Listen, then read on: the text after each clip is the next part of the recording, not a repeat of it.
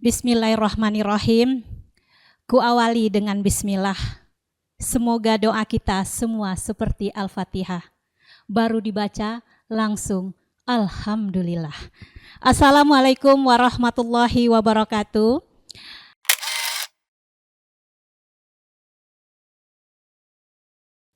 Alhamdulillah, alhamdulillahirabbil alamin, wassalatu wassalamu ala asrofil anbiya'i wal mursalin wa ala alihi washabbihi ajmain amma ba'du.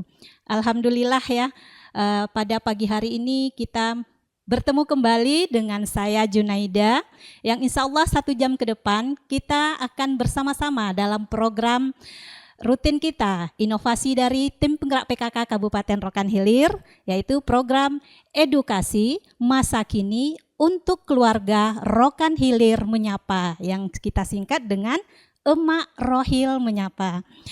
Selawat beriring salam tak lupa pula kita panjatkan pada junjungan kita, yakni Nabi besar Muhammad sallallahu alaihi wasallam, dengan melafazkan Allahumma sholli ala Sayyidina Muhammad wa ala ali Sayyidina Muhammad. Baik, sahabat Emak Rohil, pada kesempatan hari ini yang dirahmati Allah, Ramadan bukan sekedar menahan lapar dan dahaga, tetapi tentang kembali pulang. Pulang kepada hati yang bersih, keluarga yang lebih sakinah, sholat yang lebih khusyuk. Dan semua itu selalu dimulai dari satu surat yang tak pernah lepas dari kehidupan kita, yaitu surat Al-Fatihah. Hari ini kita akan membahas satu surat yang paling sering kita baca ya, emak-emak Rohil ya, yang minimal itu 17 kali sehari. Tapi pertanyaannya sekarang, sudahkah kita yang kita ulang setiap hari itu kita dapat resapi, kita dapat memaknainya? Untuk itu pada hari ini kita kehadiran narasumber yang sangat luar biasa, insya Allah bersama kita dari Kementerian Agama Kabupaten Rokan Hilir. Baik, kita sapa dulu ya emak-emak yang pada hari ini menonton di live, insya Allah tayang ulangnya nanti di Kominfo Rohil. Assalamualaikum Bapak. Waalaikumsalam warahmatullahi wabarakatuh. Terima kasih Pak sudah datang hadir di ruangan kami ini. Kalau kami nyebutnya sini Pak Emak Rohil, itu emak tuh sebenarnya singkatan Pak, edukasi masa kini untuk keluarga Rokan Hilir. Iya. Nah, jadi sedikit kami informasikan bahwa Emak Rohil ini insya Allah ini akan hadir setiap bulan. Ini sebenarnya di akhir Februari kemarin, tapi berhubung sesuatu hal gitu, alhamdulillah tapi tetap bisa kita tayangkan hari ini. Dan ini spesial Pak, ini karena spesial Ramadan, dan ini terinspirasi dari saya sendiri sebenarnya, karena saya rasanya masih banyak kekurangan-kekurangan yang harus kita perbaiki, terutama tentang sholat. Nah, sholat ini yang paling penting nih sekarang, bacaan Al-Fatihah tadi gitu. Nah, tapi sebelum kita itu Pak masuk ke materi selanjutnya, mungkin bisa Bapak memperkenalkan diri dulu, karena juga saya mungkin baru pertama kali bertatap muka langsung dengan Bapak, tapi udah tahu beliau ini, cuman mungkin tak kenal kata orang, maka kita tak tahu gitu ya.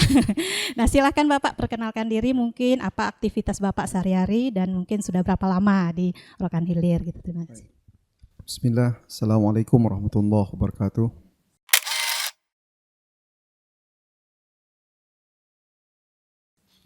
Alhamdulillah, tentunya memuji Allah sesuatu yang menjadi kebanggaan bagi diri kita, karena Dia adalah Rabb yang patut untuk dipuji. Seluruh pujian hak kepada beliau, kepada Allah Subhanahu wa taala. Maka ketika kita dipuji, kembalikan kalimat itu kepadanya dengan ucapan alhamdulillah. Kemudian salawat dan salam kepada baginda Rasul yang mulia, manusia yang paripurna, yang sengaja Allah utus untuk kita semua. Seluruh tingkah lakunya mesti kita tiru untuk mendapatkan kebahagiaan dunia dan akhirat. Maka janganlah segan meniru sunnah Rasulullah SAW. Baik, hari ini saya diberikan kesempatan untuk bisa bersama di Kominfo ini dalam taja Emak Menyapa Rohil bersama dengan Ibu tim PKK, Ibu Indah, alhamdulillah, dan Ibu Junaida. Sebagaimana keinginan dari host tadi, nama saya Tarmizi. Aktivitas hari-hari di Kementerian Agama Kabupaten Rokan Hilir diamanahkan oleh negara sebagai kepala seksi Bimas Islam yang membawahi seluruh kakua, kemudian penyuluh agama dan seluruh berkaitan dengan kegiatan-kegiatan keislaman. Alhamdulillah sudah bekerja di Kementerian Agama lebih kurang 16 tahun. Mengawalinya kemarin di Kecamatan Pujut selama 9 tahun, kemudian dipindahkan di kabupaten ini. Mungkin untuk perkenalan sementara, sebagaimana mungkin pepatah orang Melayu, tak kenal maka tak sayang, kalau tak sayang bagaimana nak bilang I love you ya Bu ya. Begitulah kira-kira. Ya, silakan Bu. Terima kasih Pak Tarmizi berarti ya kita panggil. Nah ini beliau juga dulu pernah di kecamatan yang di Pujut, mungkin juga hadir di sini ya. Kita bertemu kembali dengan Bapak kita Pak Tarmizi. Dan di sini juga kita hadir ya dengan ibunda kita yang selalu mengarahkan kita, memotivasi kita, yaitu dengan Ibu Indah. Assalamualaikum Bu Indah.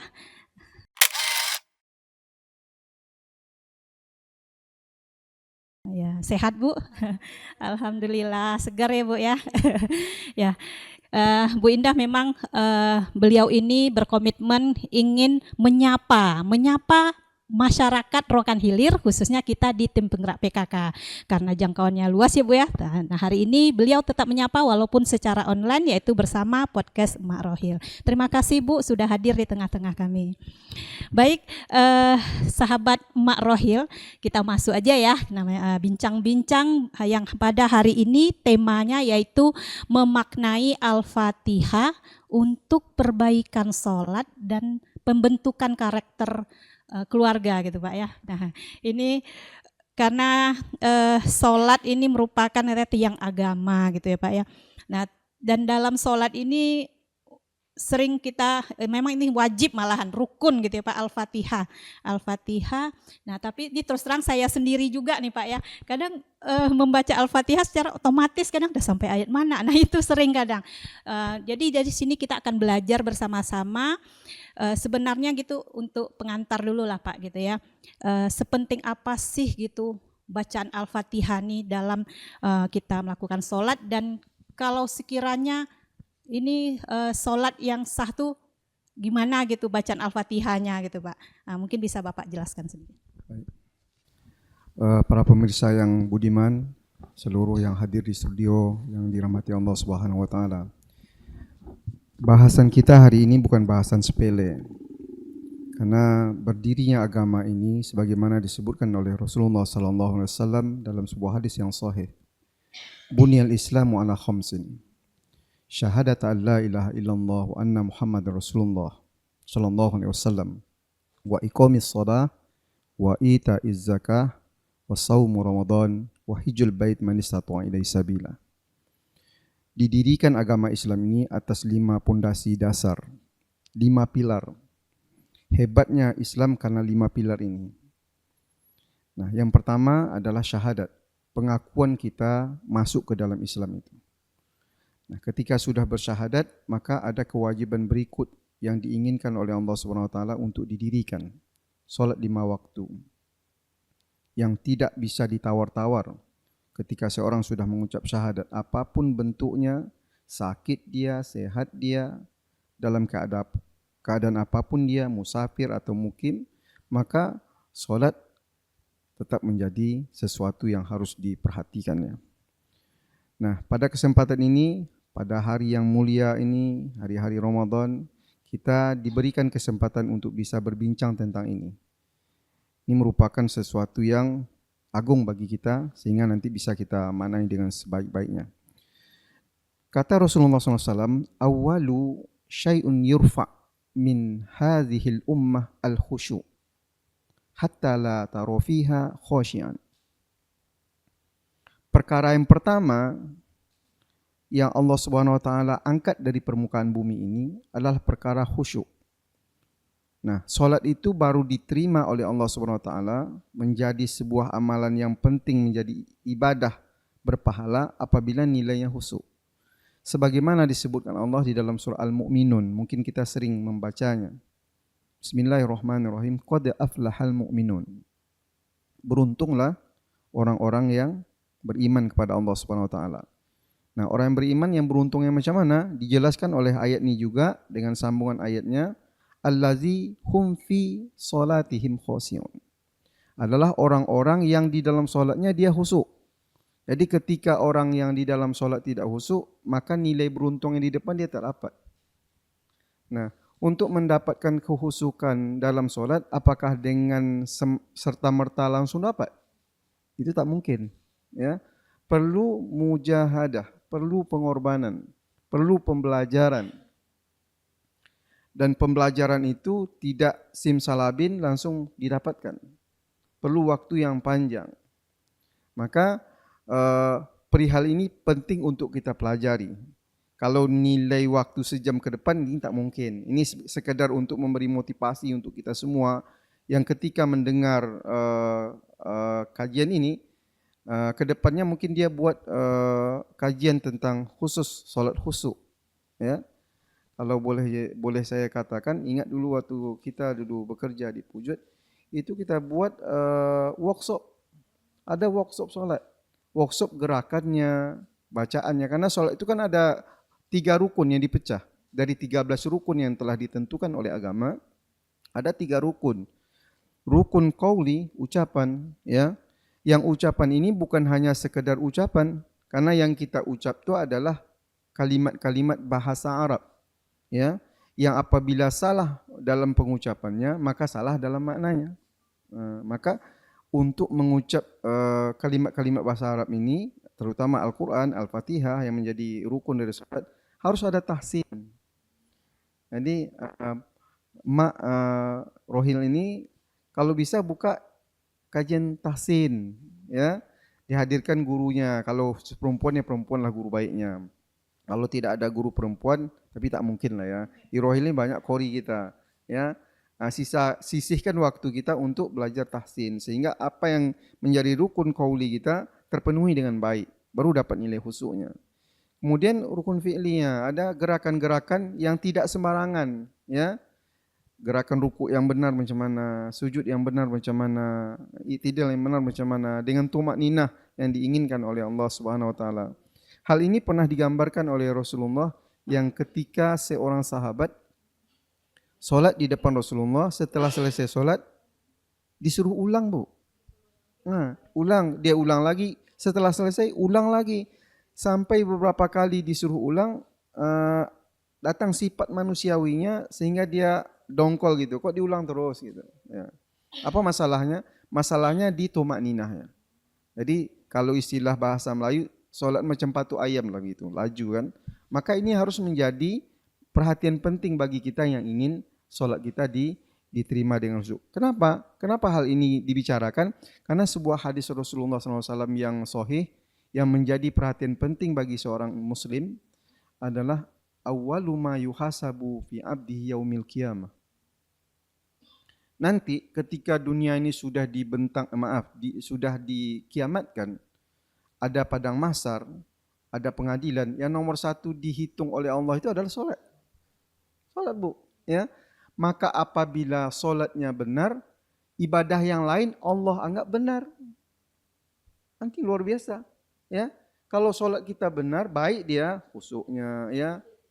Maka ibadah yang lain Allah sudah tak perlu hitung lagi. Karena panduan ibadah itu adalah solat. Ketika solatnya benar, maka seluruh ibadah yang lain dianggap benar. Iza soluhat sa'iru amaluhu. Apabila yang ibadah solat ini kacau balau, ya, yang tak solat lah jelas kena itu kan. Solat aja tidak benar menjadi permasalahan. Maka ketika tidak benar solatnya, maka ibadah-ibadah lain menjadi telian yang paling menyulitkan. Ingat, padang mahsyar itu penduduknya banyak, ya. Kalau hari ini aja yang hidup di atas dunia ini ada 8 miliar lebih kan masyarakat dunia. Hari ini yang hidup. Kalau hidup dari zaman Nabi Adam sampai pada hari ini, berapa banyak itu penduduknya. Dan kita bagian dari situ yang akan dihisap satu persatu. Maka mari kita sama-sama perbaiki ibadah solat kita sehingga Allah Subhanahu wa taala ketika menghitung ibadah solat ini checklist kita dapatkan. Checklist kita dapatkan. Jadi terkait pada hari ini kita mungkin membahas tentang qaul, ya, perkataan. Kata Rasulullah SAW, la solata liman lam yaqra bi Fatihatul Kitab. Tidak sah solat seseorang yang tidak membaca Al-Fatihah daripada kitab. Oh, aku baca. Ya, tapi hanya sekedar baca lewat saja, sebagaimana tadi disebut oleh Ibu Junaida, ya. Karena kebiasaan aja, membaca itu hanya mendapatkan hafalan dari dengarnya orang. Karena Al-Fatihah ini orang Muslim, orang di luar Islam aja hafal. Itu si Ronaldo hafal itu Al-Fatihah. Oh dia, kenapa? Karena lumrah didengar, ya, sehingga orang mudah mau menghafalnya. Maka yang diinginkan Allah bukan hafalan lewat saja, ya, tapi yang diinginkan adalah hafalan yang bisa dimaknai oleh hatinya. Qaulnya berkata alhamdulillahirabbil alamin, hatinya memaknai apa yang diucapkan oleh qaulnya, oleh lisannya tadi. Sehingga membekas pada dirinya ketika dalam solat datang kehusukan, ketika di luar solat ada efek yang dibawa dari nilai ibadah itu tadi. Sebagaimana mungkin kita pernah mendengar kisah Ali bin Abi Thalib yang terkena panah. Dulu kan tidak ada bius ya Bu ya. Maka untuk menyelesaikan panah ini dicabut, dia solat 2 rakaat. Dia minta supaya nanti panah ini dicabut ketika dia dalam keadaan sholat. Maka ketika dalam sholat, orang mencabutnya. Tapi setelah dia selesai sholat, dia bertanya, udah dicabut panah tadi? Luar biasa itu ya. Kita saja mungkin yang dalam sholat digigit nyamuk menggigit, gelisahnya minta ampun kan. Maka untuk hal itu, setidaknya ada 2 hal yang harus diperhatikan untuk mendapatkan kehusukan tadi. Yang pertama kata ulama, quwwah al-muqtado. Quwwah al-muqtado. Artinya persiapan sebelum melaksanakan ibadah sholat. Jadi sebelum melaksanakan ibadah sholat itu, apa yang mengganggu bagi diri kita ketika ingin melaksanakan ibadah itu harus disingkirkan. Contohlah kalau ibu-ibu kan, kalau terkena mungkin masakannya di belakang, selesaikan masak itu dulu, baru mau sholat. Ya, atau ada jemuran yang nampak di mendung, angkat dulu. Dan dibiarkan nanti takbir, datang gerimis. Kacau hati itu sudah. Maka ini semua yang mengganggu. Handphone. Handphone ini luar biasa nih. Bisa mengganggu kita. Yang laki-laki yang sholat ke masjid, silent kan. Ya. Ini ketika orang lagi sholat handphonenya berbunyi. Dimatikan tidak pula. Padahal perintah mematikan boleh itu. Tidak membatal sholatnya. Kenapa? Karena ketika dia biarkan hidup, orang banyak terganggu. Tapi ketika dia bergerak sendiri mematikannya, hanya dia sendiri yang terganggu. Nah itu dia. Maka al-quwwah al-muqtado ini harus menjadi perhatian penting kita, Bu. Sebelum kita memulaikan ibadah itu, apa yang mengganggu di sekelilingnya harus diselesaikan.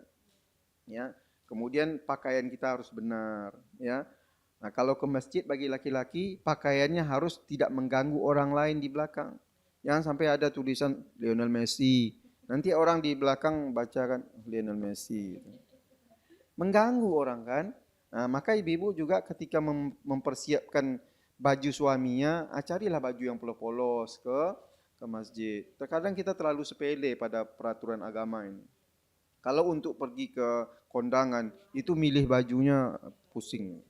Tapi ketika nak pergi ke masjid, baju apa yang dipakai itu ya. Kadang baju merek bodrek dipakainya ke masjid. Terlalu sepele pada urusan Allah Subhanahu wa taala, ya.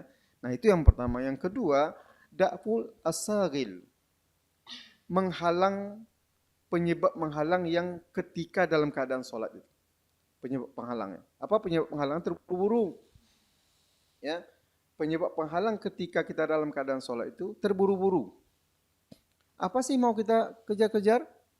Bukankah sholat ini kita persembahkan untuk kita? Untuk kita loh sholat ini. Lalu pada dasarnya kita menyembah Rob, Qadir Robul Jalil, tapi untuk kita nanti kita panen di akhirat. Yang kita lakukan terburu-buru. Tak ada tumak ninah seperti yang kita sebutkan kisah sahabat yang tadi. Ya, ada dalam sebuah hadis yang lain disebutkan Rasulullah lagi. 60 tahun dia melaksanakan ibadah sholat, tapi satu pun tidak diterima. 60 tahun. Itu umurnya berapa kira-kira itu ya? Ya, kalau 60 tahun baliknya udah 15 kan? Potong itu. 10 tahun sudah melaksanakan itu kata Rasulullah, sholatnya tak diterima. Apa penyebabnya? Salah satunya tidak mempersiapkan. Da'ful as-saghil, dia tidak mempersiapkan dalam sholat itu. Dia membacanya terburu-buru. Termasuk juga dalam ibadah di bulan Ramadan ini. Ada tarawih yang macam petir lajunya. Kilat. Ya. Ini siapa sih yang kita contoh? Padahal Rasulullah SAW sudah sebutkan tentang ibadah sholat itu, sallu kama ra'aitumuni usolli. Engkau sholatlah seperti engkau lihat aku sholat. Nah, macam mana nak nengok Nabi sholat? Beliau kan sudah meninggal lama. Nah, caranya mempelajari sifat sholat Nabi. Ya, sifat sholat Nabi dari hadis-hadisnya, hadis qaulnya, hadis fi'linya. Nah, tidak juga di dalam ibadah itu sendiri. Sebelum ibadah itu dimulai pun kita sudah harus tiru. Apa penyebab ibadah ini menjadi harus dimulai? Wuduknya. Ya, wuduknya kita perhatikan kadang-kadang di masjid-masjid ya. Bapak-bapak dah tua-tua berwuduk tak tahu. Miris kita melihatnya. Ya, berwuduk tak tahu karena tak belajar. Nanti ketika ada yang mau ngajar, kau sok mengajar kau pula. Dimarahnya kita. Padahal inilah kebutuhan untuk dirinya. Jadi untuk mendapatkan khusyuk, maka kita betul-betul terjun habis belajar untuk ibadah. Adalah pertama ibadah yang dihitung oleh Allah Subhanahu Wa Taala. Dan ibadah yang disuruh pukul kepada anak kita kalau anak kita tak mau. Ya, ketika umur 7 tahun tak mau sholat, ambil rotan, pukul. Ya, bagaimana seorang Muslim Allah SWT terhadap hambanya Muslim betul-betul menginginkan ibadah ini menjadi sesuatu yang penting. Ya, dari pertama diturunkan saja perintah ini, disuruh jemput ke atas, jemput, bukan dikirim pakai wahyu, jemput. Ya, dengan peristiwa Isra Mi'raj ya, yang terkadang kita sibuk memperingati tapi tak tahu apa yang diinginkan. Sebetulnya kalau memang mau jujur, Isra Mi'rajnya buka workshop tentang sholat. Ya, terkadang ustaz yang diundang pun sholat pun tak benar dah. Ya, maka nilainya tak jelas sih Isra Mi'raj itu. Maka sebaiknya ya kalau mungkin ada momen-momen besok seperti itu, emak PKK buat workshop bu. Ya, bagaimana sujud yang baik? Tengok hadis tentang sujud Rasulullah itu. Rukuk Rasulullah itu ketika dia rukuk diletakkan gelas di atas pundak ini tidak jatuh. Kita rukuk itu kalau bahasa Melayu menuntung. Kalau enggak tuh menunggak. Karena tidak ada workshopnya. Jadi terhadap anak kita di rumah seperti itu juga. Macam mana coba rukuk nak? Tak benar begini dibenarkan. Kepala macam mana gitu. Kenapa? Karena ini menjadi perhatian penting, ya. Nah, terhadap seorang orang tua, kullukum ra'in. Pemimpin yang akan diminta pertanggungjawaban terhadap apa yang dipimpinnya. Ketika anak yang dipimpin sholat tidak baik, maka orang tua menjadi berisiko. Ini Bu ya. Jadi kalau kita bawa kepada nilai-nilai kalimat yang akan kita bahas ya. Pertama, ketika setelah membaca doa iftitah, maka kita dianjurkan membaca basmalah. Ya. Kullu amrin zibalin, kata Rasulullah. Tiap-tiap awal pekerjaan la yubda'u, tidak dimulai dengan bismillah fahuwa abtar. Maka urusan yang setelahnya itu menjadi terputus. Bukan hanya di dalam sholat saja. Semua perkara yang kita ingin lakukan. Mau makan baca bismillah. Mau minum baca bismillah. Mau pakai baju baca bismillah. Buka baju juga baca bismillah. Ya. Ketika kita tidak melakukan hal itu dengan kalimat bismillah, maka urusan semuanya tidak menjadi perhitungan oleh Allah Subhanahu wa taala. Ya. Bismillah itu dengan ba, yang dimulai dengan ba, yang diinginkan oleh Allah Subhanahu wa taala maksudnya adalah ingin meminta keberkahan. Ditabarruk. Ya. Minta keberkahan kepada Allah Subhanahu wa taala dengan ucapan bismillah yang kita sampaikan tadi, kemudian isti'anah. Pondasi yang diinginkan pada bismillah satu adalah pondasi tauhid. Syahadat yang nomor satu tadi, ya. Bismillah dengan nama Allah. Tauhid itu, ya. Nah, maka ketika kita sebut namanya, kita beraktivitas, ada catatan pahala yang mengalir. Ingat ya, karena setiap apa yang kita buat itu adalah dicatat Allah Subhanahu wa taala. Setelah itu kita membaca Alhamdulillahi Rabbil Alamin. Nah, Alhamdu bukan hanya sekedar kalimat yang kita baca suka-suka. Karena banyak juga yang memulainya dengan ha yang besar. Alhamdu. Padahal yang diinginkan Allah adalah Alhamdu. Segala puji. Bukan Alhamdu. Nah, bisa nanti kematian yang akan kita dapatkan. Maka tahsin terburuk. Nah, ini ketika Ibu Junaida atau Ibu Indah sebagai ketua tim penggerak PKK ini memulai kerja ini, nanti ini dibiasakan oleh orang, pahalanya mengalir untuk kita. Nah, jadi bagus juga ini ya. Kalau nanti memang susah juga cari gurunya, saya pun siap aja membimbing tahsin ini. Tapi cari yang perempuan dulu lah. Nah, apa hakikat dari kalimat Alhamdulillah ini? Dia mencakup seluruh pujian. Maka seluruh pujian yang dibuat atau diucapkan oleh manusia itu hanya cakupannya untuk Allah Subhanahu wa taala. Untuk selain Allah tak ada guna. Ya. Kemudian alhamdu ini adalah pujian yang disertai dengan cinta yang kuat. Nah, dengan pujian manusia, kalaupun ada leneh aja. Ya. Penting kau saya kau. Cantik kau saya kau. Kadang-kadang sifatnya leneh aja. Sifat kecintaan tidak. Tapi kalau Allah Subhanahu wa taala, alhamdu rabbil alamin adalah pujian yang langsung mengatakan I love you kepada Allah taala. Kecintaan yang full kepada Allah Subhanahu wa taala. Dan sifat itu adalah sifat yang diinginkan oleh Allah. Nah, ini ya.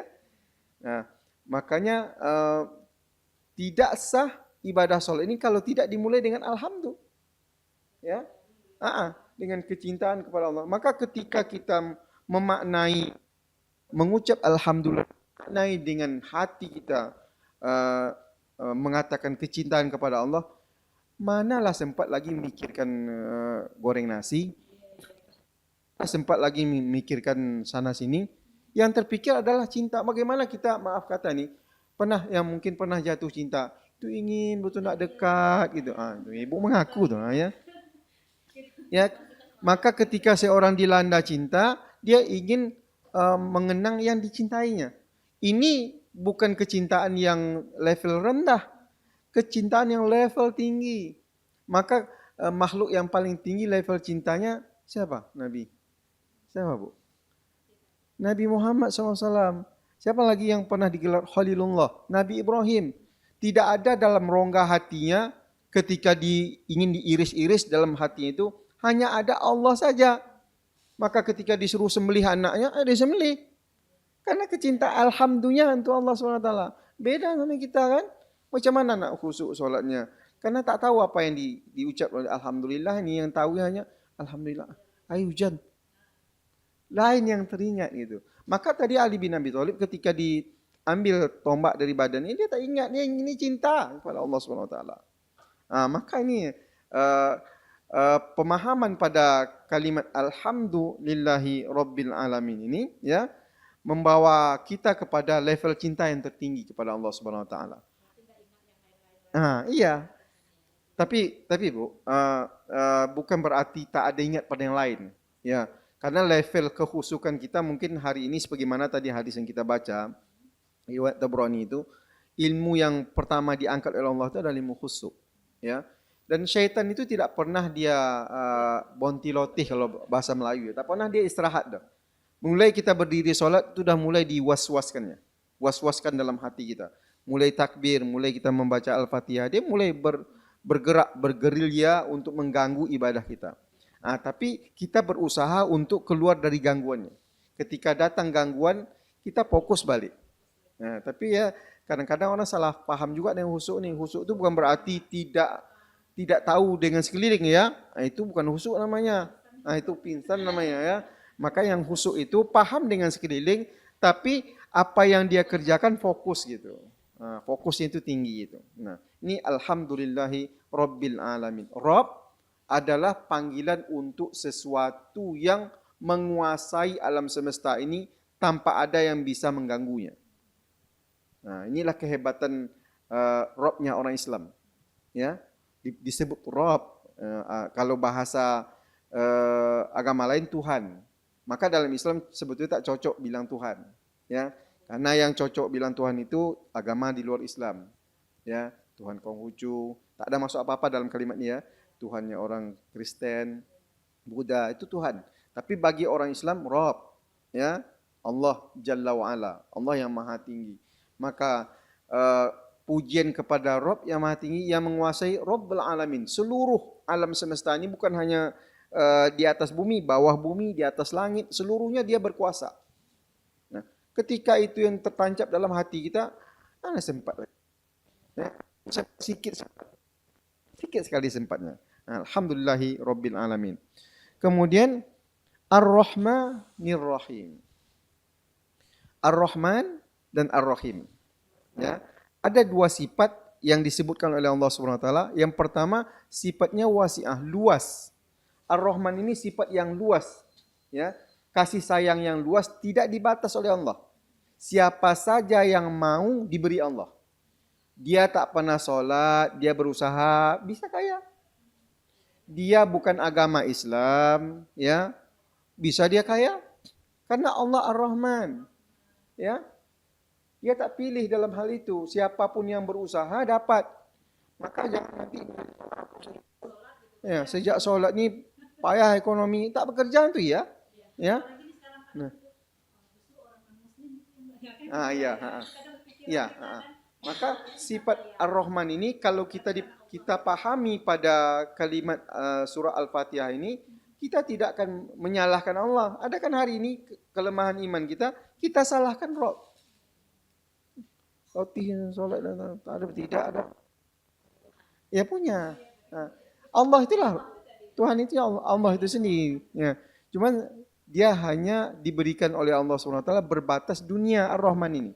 Ya. Nah, kalau Ar-Rahim itu sifat kasih sayang khusus dipilih Allah untuk amanu. Orang-orang beriman, Bu. Ya, orang-orang yang beriman diberi Allah SWT yang terus membawa dia bahagia sampai masuk dalam kubur dapat dia.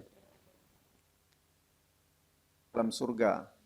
Nah, maka sifat disematkan juga sama ibu-ibu. Ya, ada rahim dalam perutnya kan? Nah, maka kasih sayang seorang ibu terhadap anak sama bapak itu berbeda. Nah, kata orang Melayu berbeda gitu. Ya, berbeda dia karena ibu punya rahim. Ya, maka ketika anaknya sakit, renyuhnya tuh kuat sama ibu. Bapak bukan tak kuat sebetulnya, cuma tak terlalu nampak gitu. Nah, dan itulah memang yang menjadi sifat yang ditunjukkan oleh Allah SWT sebagai contoh kecil, ya, ini Allah SWT.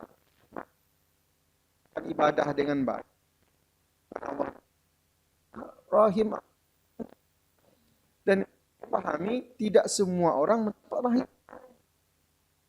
Ya, sebenarnya saya sebutkan tadi 8 miliar lebih penduduk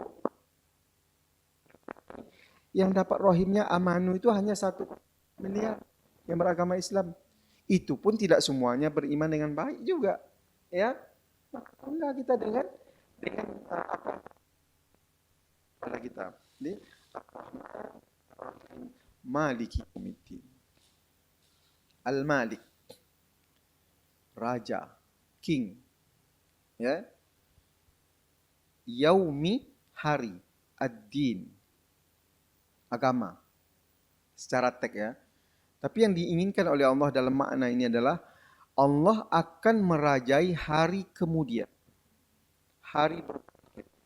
Dan Allah nanti pada hari berbangkit itu akan menampakkan kesombongan. Mana di atas dunia dulu? Nah, tunjukkan kalau hebat kalian hari ini. Aku rajanya, king of kingnya aku sekarang. Siapa yang berani? Maka ketika itu Fir'aun yang pernah mengatakan dirinya sebagai raja dan bahkan menyebut dirinya sebagai Tuhan, ya, Namrud, banyak lagi raja-raja yang lain, baik yang sifatnya tidak Islam maupun yang dalam keadaan Islam, semuanya ditantang oleh Allah Subhanahu wa taala. Siapa yang bisa hebat hari ini? Karena waktu itu semuanya yang berperikat raja di atas dunia ini sama bentuknya sama yang tidak raja. Maaf kata, tidak pakai pakaian, Urianun tolik, ya, semuanya sama kondisinya. Lalu apa yang mau dibanggakan? Maka kalimat ini mengajak kita untuk rendah diri ketika kita punya jabatan umpamanya kan. Maliki yaumiddin, Allah yang raja itu, ya, baik di atas dunia yang masih hidup ini maupun nanti akhirat. Qadirul Jalil yang akan merajai seluruhnya. Maka tidak ada satupun yang berani berkutik, semuanya menunduk lesu. Kecuali orang imannya baik, ya, senyumnya merekah gitu. Maka ini membawa kita kepada tingkat yang lebih khusyuk daripada di awal tadi. Karena setiap kalimat ini ke bawahnya semakin membuat kita semakin khusyuk sebetulnya. Maliki yaumiddin. Nah, iyyaka na'budu. Kepada Allah kita sembah. Apapun bentuknya penyembahan itu hanya miliknya. Na'budu. Dan itu adalah tujuan. Ya, jangan kita balik sesuai dengan ayat ini, na'budu dulu baru nasta'in. Nah, dalam praktek kehidupan kita ini kita nasta'in dulu. Minta banyak suruh ibadah enggak, ya. Sekali ibadahnya cuma camping, mintanya banyak, ya. Kemudian protes lagi, aku lah muak doa dah. Ini benar. Nabi Adam itu minta setelah buat dosa itu 30 tahun baru dikabulkan doanya, Bu. Dosanya berapa biji? 1. Akibat dari makan buah kuldi itu, ya. Terusir dari dalam surga kan. Doanya Rabbana zalamna anfusana. Nabi yang masuk dalam perut ikan nun, Nabi Yunus, ya. Allahu Akbar, belum seberapa dengan ujian kita ini sebetulnya. Nabi Ayub, berapa lama dia berpenyakit yang tak sukai oleh masyarakatnya? 20 tahun. Tetap sabar, ya. Biarlah asal jangan lidahku aja yang sakit. Karena lidah ini ingin memuji Allah, berzikir pada Allah SWT. Awak baru 5 menit sakit gigi, ya. Tahu semua orang sekantor nih, dia sakit gigi kan. Bukan tak boleh mengeluh, tapi jangan terlalu pula lah kan. Nah, maka kalimat ini, iyyaka na'budu wa iyyaka nasta'in, mengajak kepada diri kita, sembahlah Allah dulu dengan sebaik-baik penyembahan, sesuai dengan perintah Allah lewat Rasulnya dalam hal menyembah. Ya, jangan sembarang sembah. Dalam artian ibadah itu baru menjadi sah dan sahih dia di hadapan Allah apabila seseorang meniru cara Rasulullah dan ikhlas dalam ibadah. Ikhlas, wa ma umiru illa liya'budu mukhlisina lah. Ikhlas. Itu buah daripada syahadat asyhadu an la ilaha illallah. Buah daripada syahadat wa anna Muhammad Rasulullah adalah meniru cara Rasulullah dalam hal mengibadahi Allah Subhanahu wa taala. Jadi iyyaka na'budu wa iyyaka nasta'in. Sembahlah Allah dulu baru meminta kepadanya. Ya, jangan dibalik-balik, ya. Ini bisa menjadi sesuatu yang salah nantinya, ya. Nasta'in ini tawakal kita, minta tolong hanya Allah, minta ampun hanya kepada Allah. Ketika ada keperluan kita tahu bahwa diri kita ini lemah di sisi Allah Subhanahu wa taala. Maka Allah itu paling suka ketika kita curhat dengannya. Ya. Beda, Bu, kalau kita punya kawan, ya, kita curhat satu hari, mau dia dengar. Besok curhat lagi, curhat terus kerjamu nih.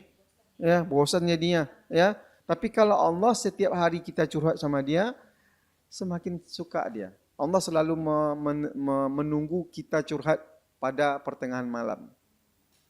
Itu selalu turun dari langit ke langit dunia menunggu siapa yang mau curhat malam ini. Tapi ternyata kita tak mau curhat, kita tidur. Maka kalau Allah punya solusi terhadap curhat kita. Kemudian ada kalimat ihdinas siratal mustaqim. Jadi pemirsa, inti daripada doa itu yang diinginkan Allah adalah kalimat ini. Ihdinas siratal mustaqim. Tunjukkan kami jalan yang lurus. Ya, kita meminta kepada Allah Subhanahu wa taala supaya diberikan jalan yang lurus, jalan yang tidak bengkok. Apa jalan yang lurus itu yang pernah diberikan contoh oleh Allah kepada kita? Jalan para nabi. Para nabi yang terdahulu yang ditutup oleh Nabi Muhammad jumlahnya 124.000 nabi ya. Kalau Rasul, Nabi dan Rasul 25. Jadi 124.000 nabi dan nabi itu semua Allah Ta'ala tunjuk jalan yang lurus kepadanya. Maka ketika kita minta ihdinas siratal mustaqim, kita minta kepada Allah supaya kita diberi jalan yang lurus seperti jalannya para nabi. Siapa lagi? Para syuhada. Para orang-orang yang soleh. Nah, dalam hal ini ada beberapa kategori sebetulnya yang diinginkan untuk kita memetik daripada hikmah ini. Jika belum ditunjukkan ke jalan yang lurus, kita kepada Allah, kita ditunjukkan lurus. Pentingnya ini kalau yang aja kali ya, belum lagi ada 14 rakaat. Kalau kita kerjakan bertambah lagi kan? Sholat tahajudnya, sholat duhanya. Pentingnya jalan yang lurus ini, ya. Jalan yang lurus ini juga disebut dengan hidayah. Tidak semua orang dapat hidayah. Maka ada kalimat yang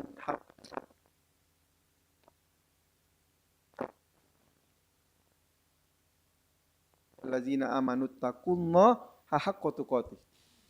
Wahai orang-orang beriman, bertakwalah kepada Allah dengan benar-benar takwa, sebenar-benar takwa. Wala tamutunna illa wa antum muslimun. Kita ini dilarang oleh Allah mati sebelum matinya benar-benar dalam keadaan hidayah Islam. Maka petunjuk keinginan Allah pada surat Al-Fatihah yang berikut ini, ihdinas siratal mustaqim, minta jalan yang lurus, yaitu jalan Islam yang beriman kepadanya dengan baik.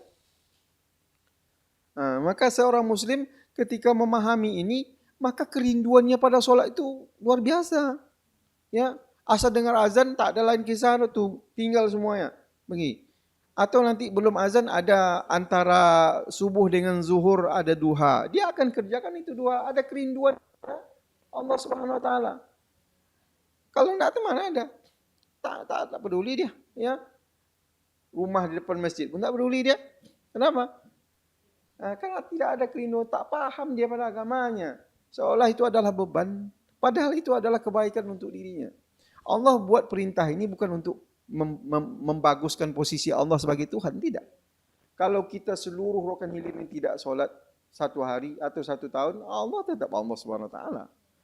Atau seluruh dunia ini lah. Paling-paling di kiamatnya dunia ini. Mampu soal semua terbang, ya kan? Maka tidak ada kehebatan Allah ketika kita solat taat semuanya lalu naik casnya, tidak. Beda dengan manusia. Kalau saya mau seorang kepala di seksi saya, ketika seluruh staf saya patuh sama saya, pasti atasan saya bilang, bagus mengatur. Ketika ada yang degil-degil banyak degil, pecatlah tak bisa nih. Karena lemah saya di situ. Beda sama Allah SWT ketika dia tidak ditaati, tak ada masalah.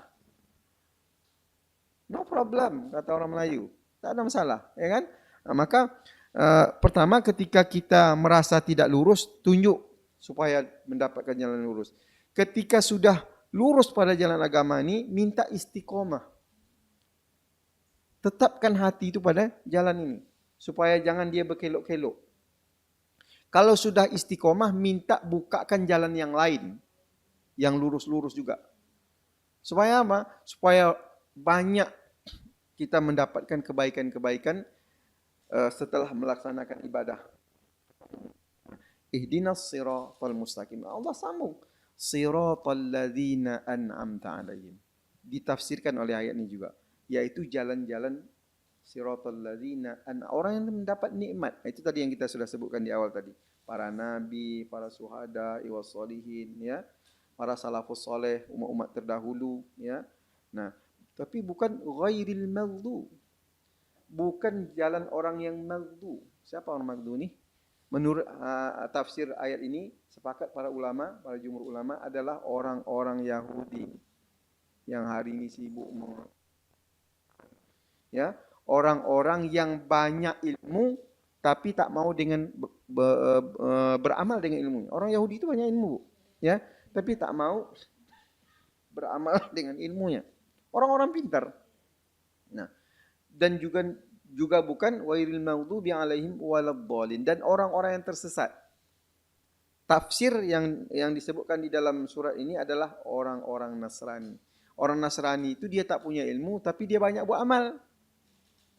Ya, dia perlu bimbingan sebetulnya, ya. Cuman hari ini kita kan tak boleh menyebarkan agama kepada orang yang sudah beragama. Itu kenanya kan. Kalau zaman yang diinginkan dalam syariatnya adalah orang yang didakwahkan itu orang yang di luar Islam, dakwahkan supaya dia tahu dengan Islam. Nah, tapi negara kita memberi batasan. Kalau orang yang mau masuk ajar, yang tak mau, yang sudah punya agama jangan diganggu gitu. Nah, apabila semua ini baik, ya, dipahami dengan baik, dihayati benarnya, maka soal yang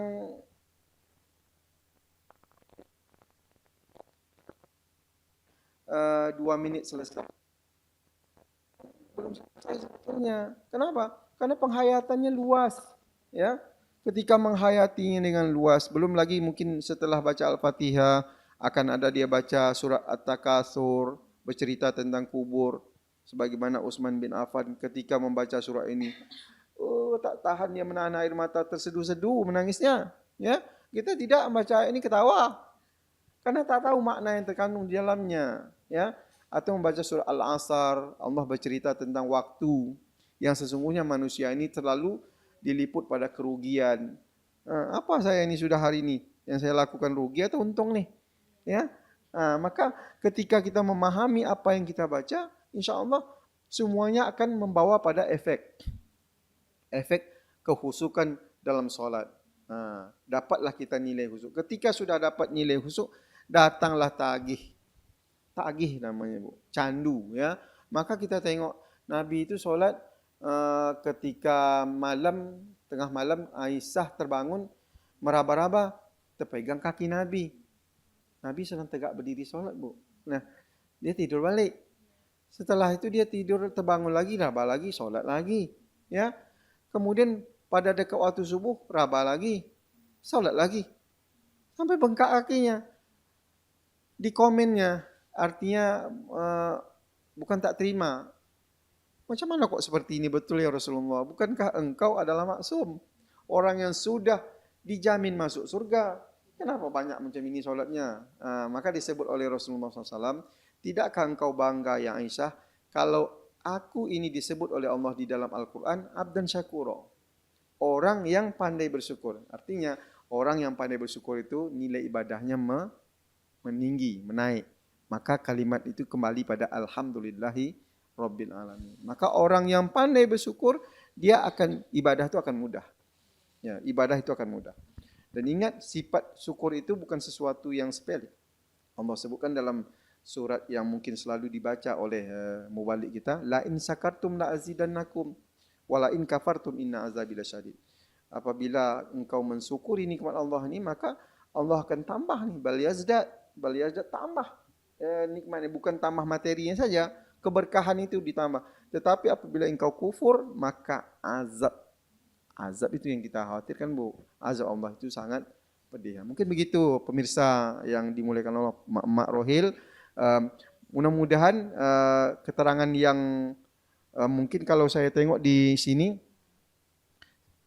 tadabbur ringan. Nah, ini memang ringan nih. Kalau beratnya mungkin ya panjang, Bu. Kalau kita tengok pembahasan 2 ayat dari Al-Fatihah aja, itu tafsirnya 3 jilid. Kalau itu untuk cuma 3 ayat, Bu, ya. bisa menghabiskan 3 jilid buku. Kan panjang itu maknanya kan. Nah, maka pada sentuhan awal ini mudah-mudahan ini bisa menjadi pemikiran ke depan ibu-ibu yang ada mungkin di kecamatan dari 15 kecamatan kita ya Bu ya. Maaf 18 kecamatan kita bisa mungkin ibu PKK-nya di satu tempat untuk belajar karena di setiap kecamatan kita ada penyuluh kami Bu. Ya, ada ya Pak ya. Bisa ada penyuluh kerjasama kalau Kementerian gitu kita, Agama Pak, ya. di Bangkoni ada. Di setiap kecamatan ada. Bisa nanti ibu PKK-nya minta ke kantor KUA untuk mengajar para ibu-ibu kita sehingga sholatnya ke depan lebih bermakna dengan baik gitu. Mungkin begitu. Masya Allah luar biasa ya.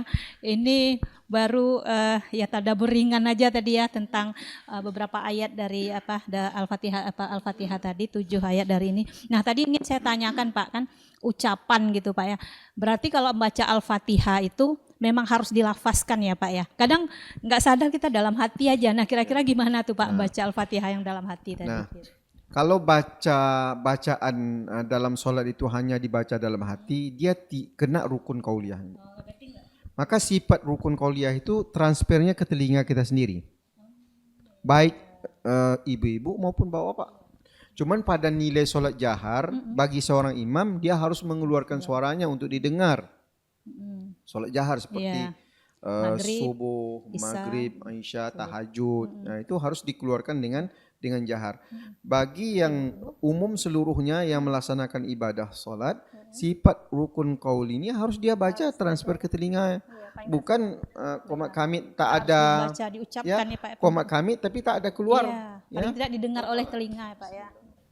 Nah, telinga kita sendiri ada kalimat yang dikeluarkan karena dia qauli. Nah, kan. ada yang rukun itu rukun qalbi, rukun hati. Rukun hati itu hanya hati yang tahu. Apa contohnya?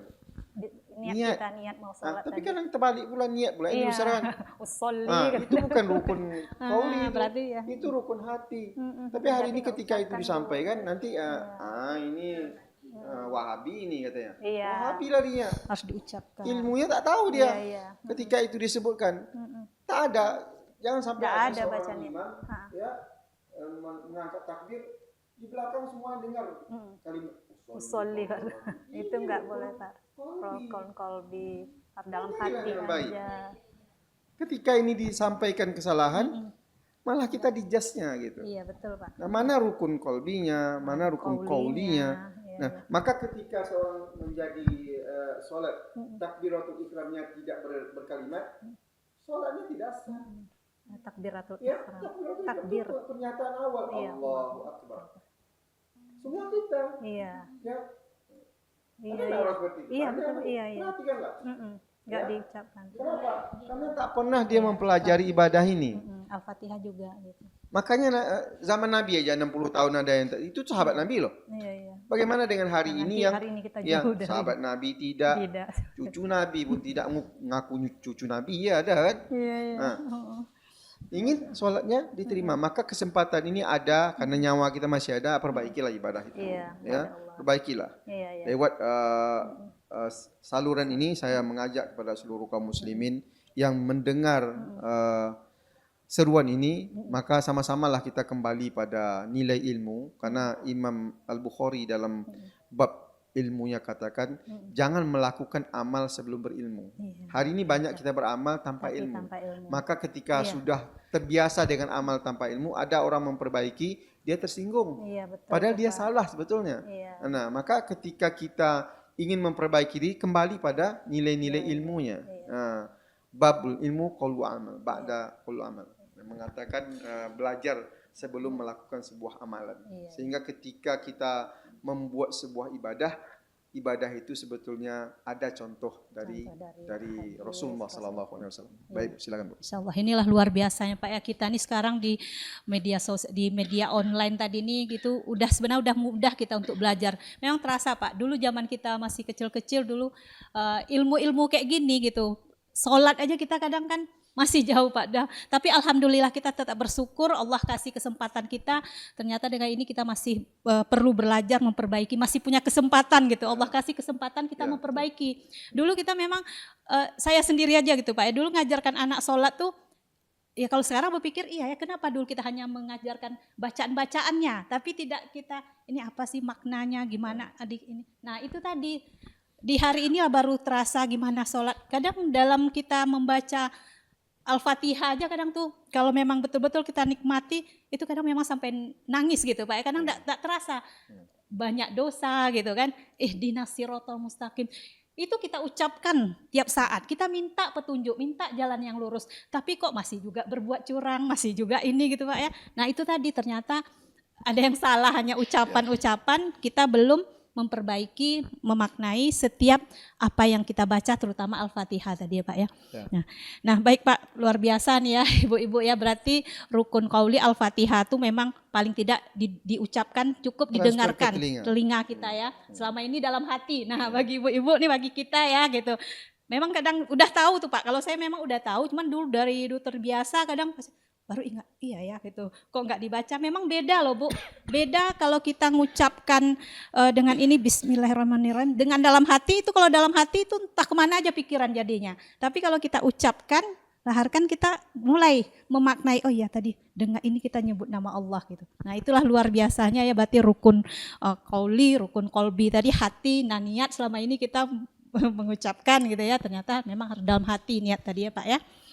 Nah, baik Pak, ini kalau tadi sudah bisa kita dapatkan sedikit tentang bagaimana tadabbur dari 7 surat Al-Fatihah. Nah sekarang Pak, gimana nih momen dalam bulan Ramadan ini Pak, untuk bisa kami para ibu-ibu, emak-emak gitu kan, memanfaatkan bulan Ramadan ini dengan sholat gitu kan, karena nuansanya beda di bulan Ramadan dengan bulan-bulan yang lainnya. Inilah momen-momen kita. Gimana trik-triknya Pak, bisa seorang ibu bisa mempraktekkan momen Ramadan ini, sholat tadi ini untuk anak-anaknya, karena nanti sholat yang baik akhirnya nanti kan ngikut itu perbuatan-perbuatan kita insya Allah jadi baik gitu Pak ya. Jadi trik-trik kita sebagai seorang ibu gitu Pak. Ramadan ini banyak punya nama. Iya. Selain dia sahru Ramadan, dia juga sahru tarbiyah, yaitu bulan pendidikan. Kesempatan untuk mendidik keluarga itu salah satu yang termudah itu di Ramadan. Terutama ketika dekat waktu berbuka. Itu semua anak biasanya yang susah kumpul semua, duduk semua. Maka momen-momen seperti ini, mak, bapak, ayah atau bunda atau apa atau oma, inilah kesempatannya untuk mengajarkan anaknya dari hati ke hati. Nah, betapa pentingnya kehidupan beragama ini. Nah, dari momen Ramadan ini kalau kita biasakan mulai dari awal sampai akhir Ramadan ini, akhir Ramadan nanti, maka Syawal nanti dengan kebiasaan yang 30 hari tinggal melanjutkan. Tinggal membawanya. Dan dia bukan hanya sekedar di dekat berbuka, sahur juga nanti sama itu biasanya. Sahur kan, karena waktu makan yang kompak itu hanya di Ramadan inilah. Nampak. Kalau hari-hari biasa siapa dulu balik dah dia ke dapur, dia ke meja makan. Betul. Nah kesempatan itu coba di manajemenkan bagi mak-mak, bagi seluruh kaum muslimah yang bisa mendengarkan pesan ini. Kalau mungkin selama 13 hari kemarin itu belum terlaksana, maka pada sore ini mungkin dah bisa kita mulai gitu kan. Ada taklim sebelum berbuka, maknya menjadi ustazah gitu. Walaupun tidak harus dipanggil ustazah, tapi namanya kita sebagai seorang orang tua yang punya tanggung jawab pendidikan pada anak, ya harus kita sampaikan gitu. Betapa pentingnya ini untuk bisa kita berkumpul bersama di akhirat kelak di dalam surga Allah. Maka mak sangat sayang sama kalian semua ini ya, maka ini dikumpulkan. Nah, kalau ada anak kita mungkin sekolah di pesantren, gilirkan aja dia untuk memberi nasihat agama berikutnya. Untuk rewardnya Bu, tak salah juga ada siapkan amplop Bu. Betul, kalau saya begitu ya. Nanti ceramah abang kasih duit. bagaimana kita ngundang Ustadz juga kasih amplop kan, kasih anak kita sebagai reward dia semangat gitu. Nah, supaya ke depan dia bukan hanya sekedar menginginkan itu, tapi dia ke depan tuh berpikir beginilah orang tua saya menghargai pentingnya kasih sayang itu, sehingga nanti itu juga menjadi kebiasaan dia kepada anak-anak dia pula ke depannya. Kita sebagai role model ya Pak ya, orang betul. tua gitu. Maka Ramadan adalah sebagai bulan tarbiyah yang kalau dimisalkan oleh para orang-orang terdahulu, sifat manusia ini lebih mudah diatur sebetulnya daripada daripada sifat haiwan. Padahal ketika digambarkan dalam misal, ketika kita membeli seekor ayam, ingat dulu kami kecil-kecil, kalau beli seekor ayam tuh dipotong ekornya. Ekor untuk anaknya Pak. Ya, ekornya itu dipotong supaya tandanya ayam kita. Kemudian diikat kakinya di bawah kolong rumah kan. Dulu kan rumah pakai tonggak tuh. Nah, 3 hari kasih makan terus. Nanti hari keempat lepas, nanti dia tahu tempat baliknya gitu. Nah, karena ada terbiasa. Keinginan Allah Subhanahu wa taala pada tarbiyah Ramadan ini selama 30 hari itu supaya kita jinak pada ketaatan. Karena nilai yang diinginkan pada nilai Ramadan itu sebagaimana Al-Baqarah 183, la'allakum tattaqun, supaya menjadi takwa. Sifat orang takwa itu Bu, ketika ada perintah Allah, dia langsung itu. Tak ada. Nah, itu tak takwa namanya. Ketika sifat takwa itu ada pada dirinya, ketika diperintahkan sebuah nilai ibadah, maka dia bilang sami'na wa ata'na. Sifat itulah yang mungkin nak kita sematkan kepada diri kita dan anak-anak keturunan kita. Gitu. Masya Allah, luar biasa ya hari ini ilmu yang kita dapatkan ya Bu ya. Mungkin Bu ya baru tahu juga gitu, kadang Bu ada yang ternyata kita perlu banyak belajar sebagai seorang ibu.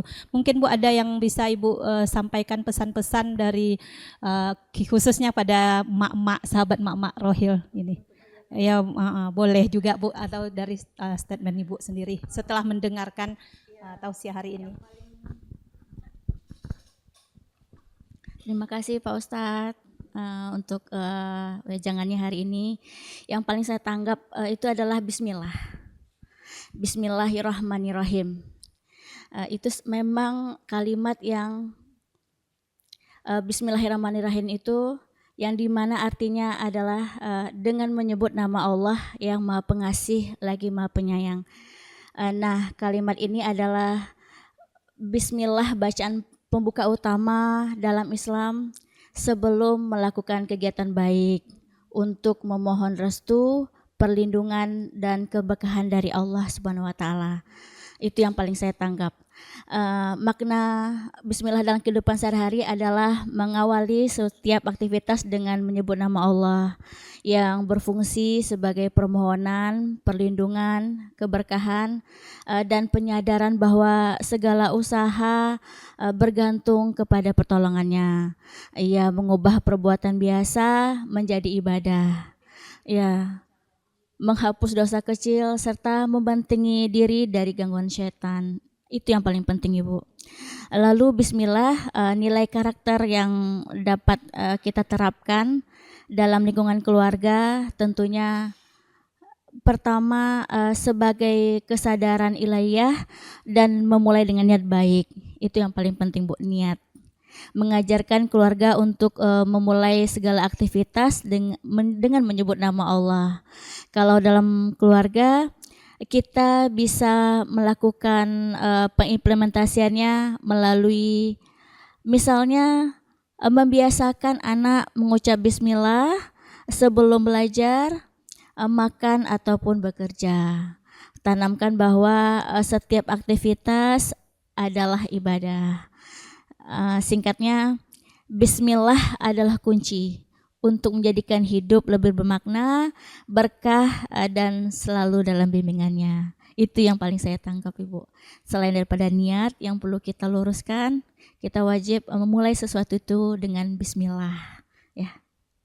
Ya, dan dengan Al-Fatihah nantinya diteruskan. Iya, pertamanya memang bismillah dulu Ibu. Ya, yang saya tangkap. Terima kasih Pak Ustadz. Terima kasih banyak Bu ya. Jadi inilah yang disampaikan oleh Bu Indah tadi ya, dengan memaknai dari pembaca Al-Fatihah dari Bismillah tadi, berarti segala perbuatan sama dengan Ustadz yang sampaikan tadi, segala sesuatu mulailah dengan Bismillah. Memang dengan menyebut nama Allah tadi ya, semua dilakukan atas nama Allah. Baik, pemirsa, mungkin sebenarnya banyak Pak yang perlu ditanyakan, tapi karena waktu juala yang tidak memungkinkan kita, insya Allah di lain kesempatan ataupun tidak di dalam podcast Mak Rohil, mungkin ada kesempatan-kesempatan lain kita mungkin bisa lebih mengkaji gitu ya, khususnya ini kalau sholat nih banyak sekali Pak, ini baru Al-Fatihah aja baru nih yang kita bahas, belum yang gerakan-gerakan yang lainnya. Baik, tidak terasa ya mungkin Bapak Ibu, karena pun waktu sudah ini ya udah hampir 1 jam. Udah 1 jam ternyata tidak terasa.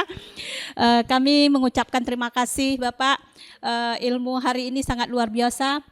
Insya Allah ini menjadi, kalau kita praktekkan, kita maknai apa yang Pak Ustadz sampaikan ini, insya Allah juga menjadi amal jariah buat Bapak. Karena apa?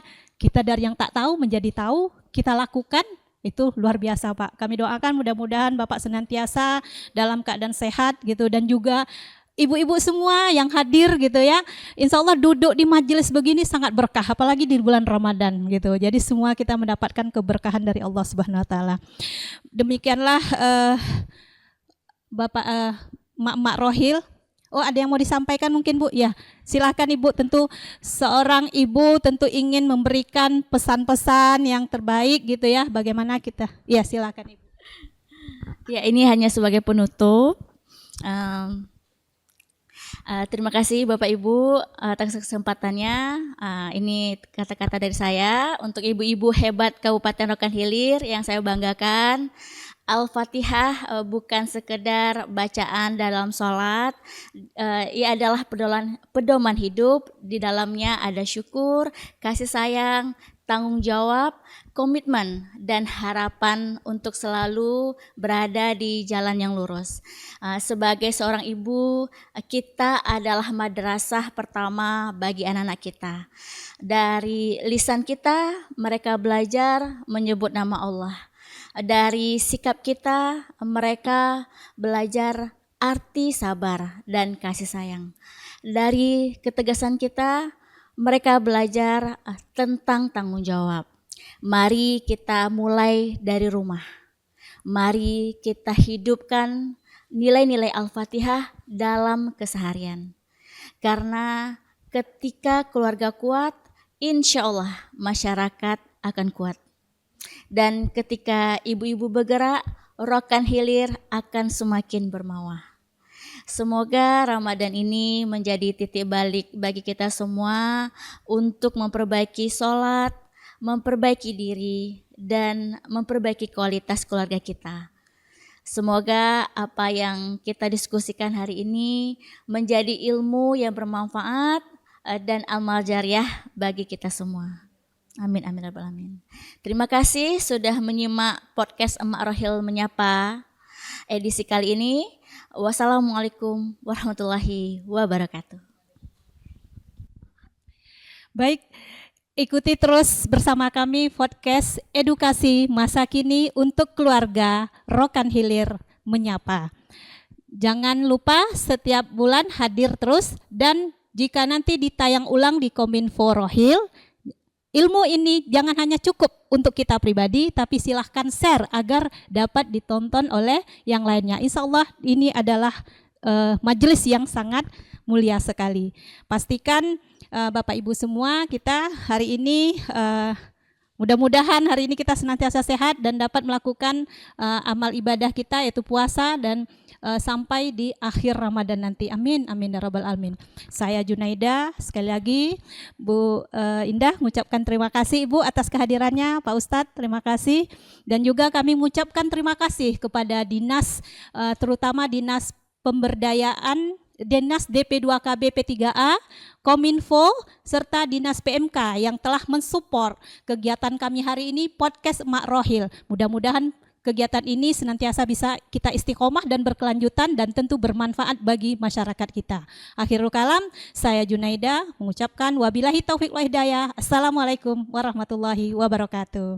Assalamualaikum.